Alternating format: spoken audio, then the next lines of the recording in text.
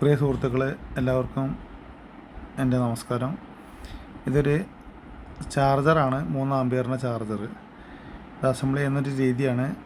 സാധാരണ എല്ലാവരും AC code ഡയറക്റ്റാണ് ഇടാറുള്ളത്. ഞാൻ ബാക്കിലൊരു പിന്നൊക്കെ വെച്ച് കൊടുത്തിട്ടുണ്ട്. പിന്നെ ഫ്രണ്ടിലൊരു ഓൺ ഓഫ് സ്വിച്ച്. ഇതാണ് ട്രാൻസ്ഫോമർ. ഇതാണ് കേസിലാക്കി. പിന്നെ അതുപോലെ അത് നന്നായിട്ട് സ്ലീവൊക്കെ ഇട്ടിട്ടാണ് ചെയ്തിട്ടുള്ളത്. ഇത് ട്രാൻസ്ഫോമർ എന്ന് പറഞ്ഞാൽ ഫുൾ ടൈം ഓണായി കിടക്കുമ്പോൾ ചൂടാകുന്നതാണ്, നന്നായിട്ട് ചൂടാകും.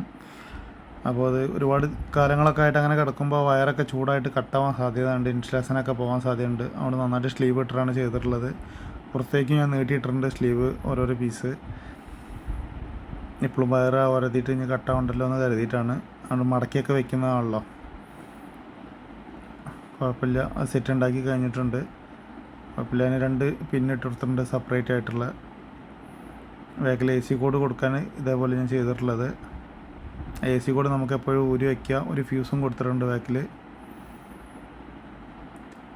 ഇത് ഞാൻ മുന്നേ ഉണ്ടാക്കിയ ഒരു പവർ ബാങ്കാണ്. ഇപ്പോൾ അതിന് കണക്ട് ചെയ്ത് നോക്കുകയാണ്.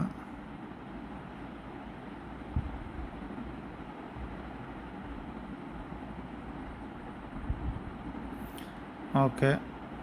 അതിന് നെഗറ്റീവ് ബ്ലാക്കാണ് കൊടുത്തിട്ടുള്ളത്, പോസിറ്റീവ് റെഡാണ് കൊടുത്തിട്ടുള്ളത്.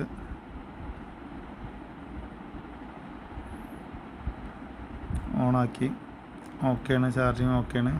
ഇപ്പോൾ 12.4 അങ്ങനെ ഇപ്പോൾ അതിൽ ചാർജ് ഓൾറെഡി ചാർജ് അതിൽ ഓൾറെഡി ചാർജ് ഉണ്ട്. അതാണ് 12.4 കാണുന്നത്. അത് 12.6 ആയാൽ കട്ട് ഓഫ് ആകും. ഓക്കെ.